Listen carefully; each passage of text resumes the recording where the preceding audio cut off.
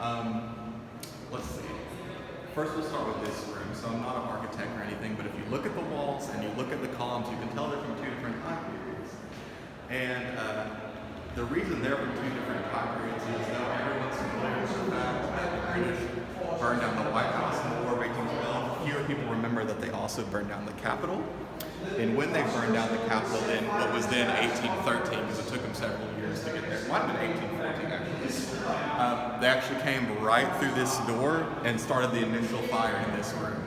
If you look at the columns in different places, you can still see the soot and burn marks where the whole building went up in flames. Now, as far as we're good to see, that is the original Supreme Court, which was also the Senate for a time.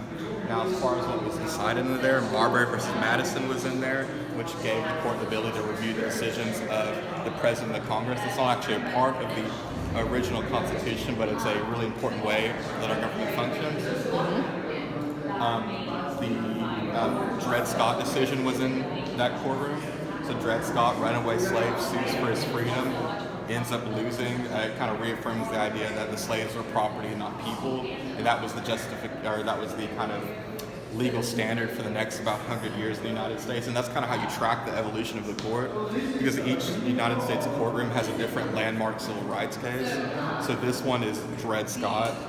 And then upstairs we'll see where Plessy versus Ferguson was decided. Then across the street at the Supreme Court is where Brown versus Board of Education finally happens.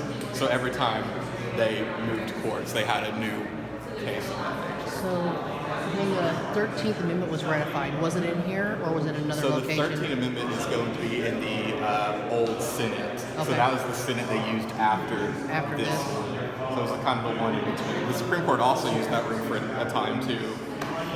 So we'll see that. As far as what we'll see in there, one of the things you'll notice is it's very dark. They added those windows later. So the court cases that could last for 6, 7, 8 hours would smell like whale oil lamps the entire time and chewing tobacco. Another thing that's interesting about the room is you'll see a lot of the seats on the sides. Back then, American theater was in its infancy and there was no movies, so people used to come down to the Supreme Court as a form of entertainment. And, Dolly Madison loved watching the courts so much that, and she was friends with Justice Taney, that it didn't matter how long the court had been in session. If Dolly Madison came in to watch a court, Justice Taney would make them start all over from the very beginning. Wow. So it probably helped that her husband was the president. Right. Other things you'll see in there, you'll see 9 chairs. The first, I believe, 5 belong to some Supreme Court justices. Now back then there were only 7. There's actually nothing in the Constitution that says you have to have 9. 9 is just kind of the number we've arrived at right now. They do actually know where the remaining chairs are that are original, but what would happen is if the justice would die or retire, the chair would go into possession of their family. So they know where the chairs are. The Smithsonian Society has asked for these chairs back. But if your great-great-granddad was one of the first ever Supreme Court justices, I don't know if you'd give up this chair. Yeah. So that is where that's at. You'll also see 5 busts each for one of the first 5 Supreme Court justices. You also see a clock that was put in for $180, and back then was a ton of money.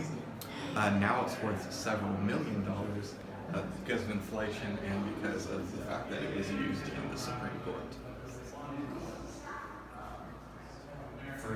Also the first vaulted ceiling in North America.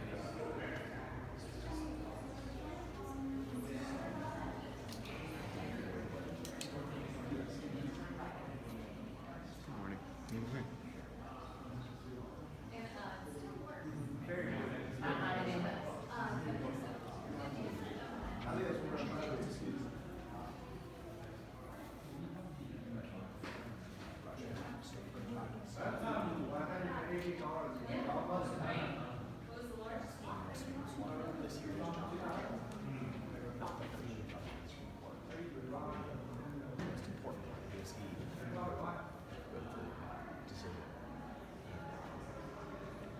Madison, which gave the court the power of judicial review to allow them to look at the laws and pretty much let it happen for every case that came.